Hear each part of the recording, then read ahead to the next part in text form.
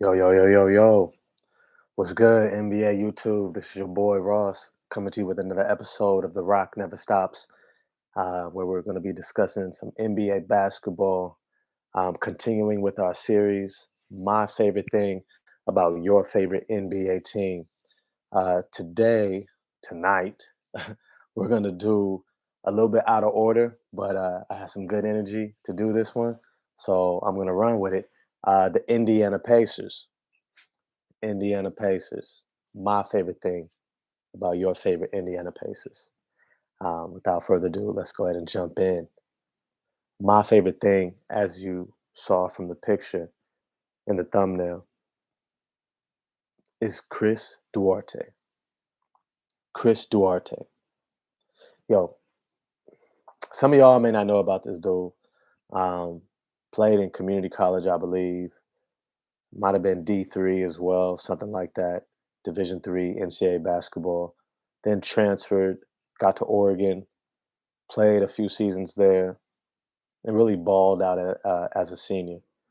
Now, normally, in a lot of circumstances, seniors in college don't get selected in the lottery. Usually, they're over scrutinized.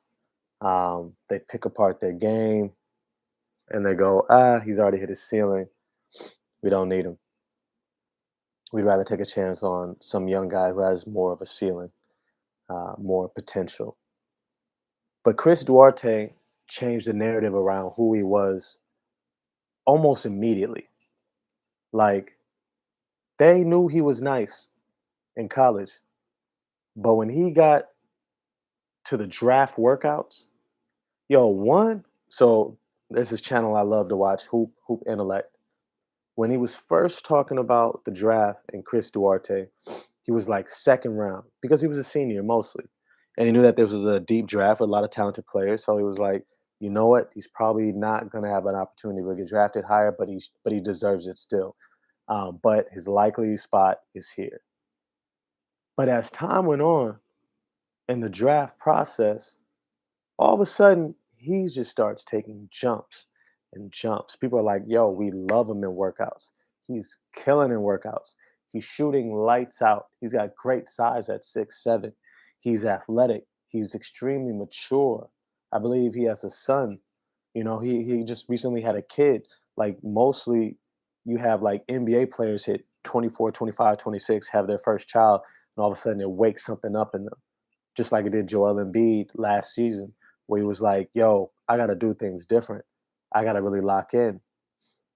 He's already locked in. He already has a fully developed NBA skill set for a wing player. If you watch Summer League, Chris Duarte was outright dominant. He could do whatever he wanted on the court. And it's rare to see a player with that much poise and refined skill, athleticism, and size in a Summer League game. Like most of the time, they have the talent, but it's not matured. It's not refined yet. Or you're just a rookie, and it's like, yeah, you got to go through the motions. We know you're good, but go through the motions. Or you're a sophomore that didn't get that much playing time as a rookie, and you're looking to kind of work some things out and show the main club team that, hey, I'm ready to go. No more G League for me. No more riding the bench. I'm ready to go. But Chris Duarte comes in, and he's more than just ready to go. He is He looked like, honestly, if I'm honest with you, he looked like he was a star player. Like the stuff he was doing, his ability to get wherever he wanted on the court, be able to finish left hand, right hand, dunk the ball. He showed really good athleticism, high basketball IQ on both ends of the court, which is extremely rare. Extremely rare. Like he could legitimately become an All NBA defender, literally. And so when I think about this Indiana Pacers team, let's just first recognize how deep they are. Finally, they have some really good depth. I mean, despite the fact that, and I'm going to get to this a little bit later, but that two of their top three scorers in Karis LeVert and TJ Warren are not going to be ready at the beginning of the year.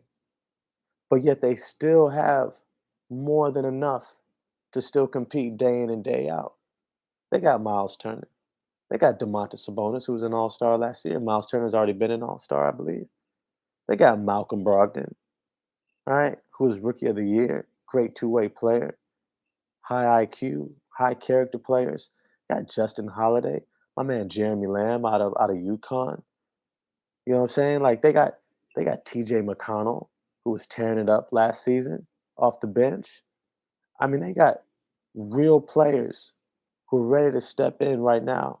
My man Edmund Sumner, I think he played for Xavier, I want to say. Great athlete who's ready to get his opportunity. They've got guys to weather this storm of not having their best players or two of their top players. But they're going to need somebody to really play a role that I don't know if they have another player who can play this role of a two-way wing player.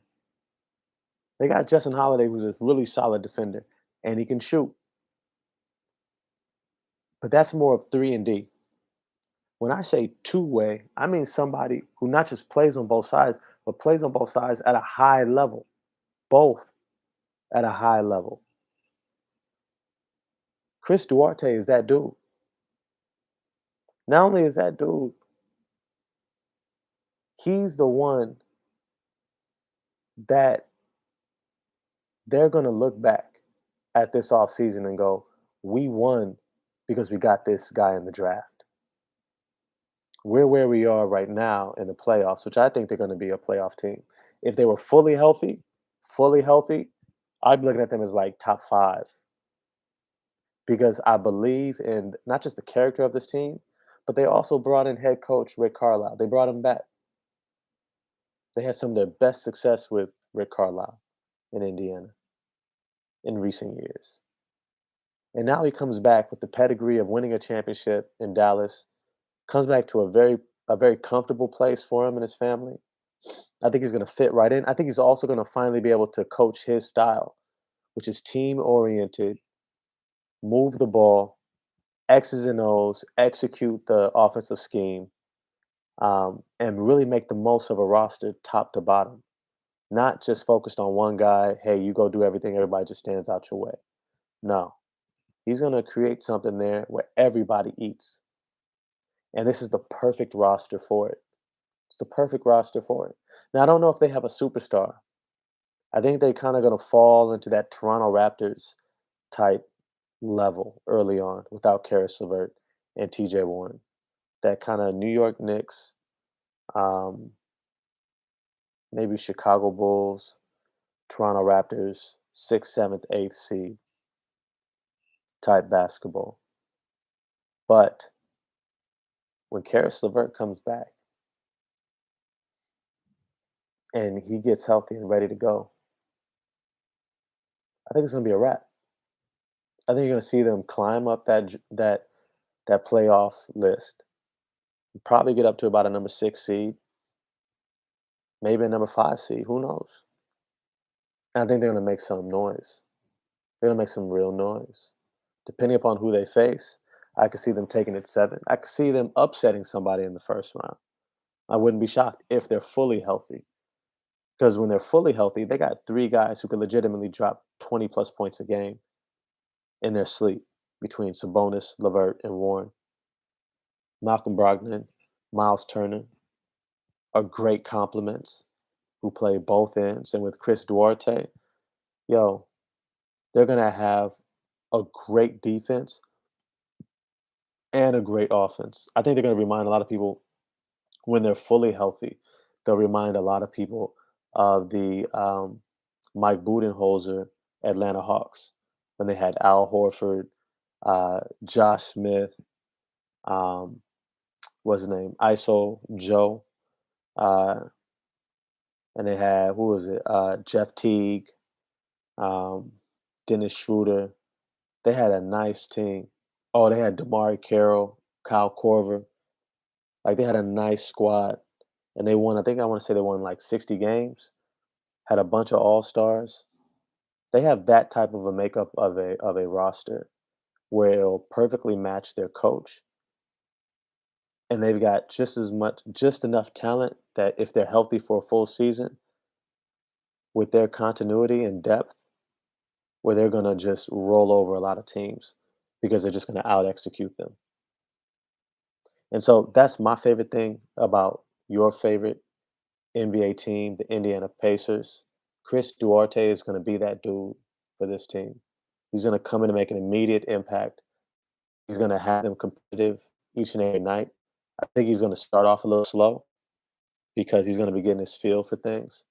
But you're going to see him have some really good games. And about I say 5 to 10 games in, you're going to see Rick Carlisle extend to him a lot of trust and a bigger role in the offense. And you're going to start seeing bigger and bigger games. 15 point, 16 point, 17-point averages as the months go on. Efficient, playing in the system. I think he's going to contribute across the board. Might be a great fantasy league player as well. But yeah, with that, that's all for this video. It's your boy Ross with The Rock Never Stops, coming to you with some NBA content. If you like, please subscribe.